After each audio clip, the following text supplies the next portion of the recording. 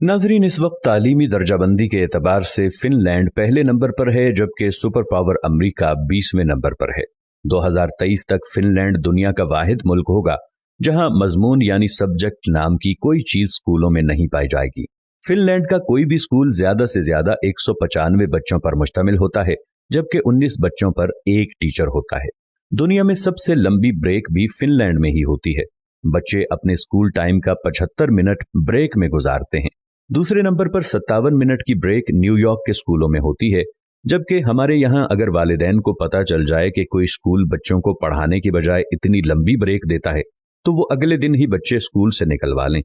खैर, आप ये दिलचस्प बात मुलाहिजा करें कि पूरे हफ्ते में स्कूलों में महज 20 घंटे पढ़ाई होती है, जबकि असातिज़ा के 2 घंटे रोज अपनी स्किल्स पढ़ाने पर सर्फ होते हैं।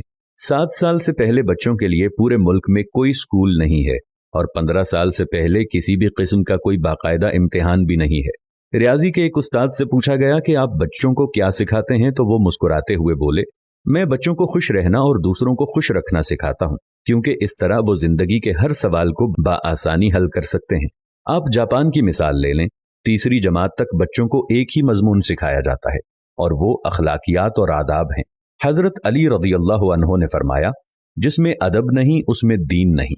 मुझे नहीं मालूम कि जापान वाले हजरत अली को कैसे जानते हैं और हमें अभी तक उनकी ये बात मालूम क्यों ना हो सकी। बहरहाल, इस पर अमल की जिम्मेदारी फिलहाल जापान वालों ने ली हुई है। हमारे एक दोस्त जापान गए और एयरपोर्ट पर पहुंचकर उन्होंने अपना तारुफ करवाया कि वो एक उस्ताद हैं, और फिर उनको लगा कि शायद वो जापान के वजीर आजम हैं।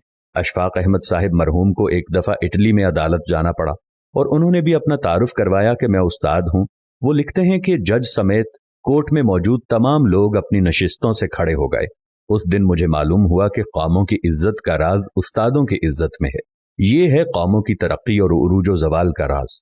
जापान में माशरती उलूम पढ़ाई नहीं जाती है, क्योंकि ये सिखाए जाने की चीज है, पढ़ाने की नहीं, और वो अपनी नस्लों को बहुत खूबी के साथ मुआशरत सिखा रहे हैं।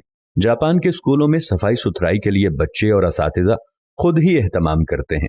सुबह 8 बजे स्कूल आने के बाद से 10 बजे तक पूरा स्कूल बच्चों और असातिज़ा समेत सफाई में मशगूल रहता है। दूसरी तरफ आप हमारा तालीमी निज़ाम मुलाहजा कीजिए, जो सिर्फ नकल और छपाई पर मुश्तमिल है। हमारे बच्चे पब्लिशर्स बन चुके हैं।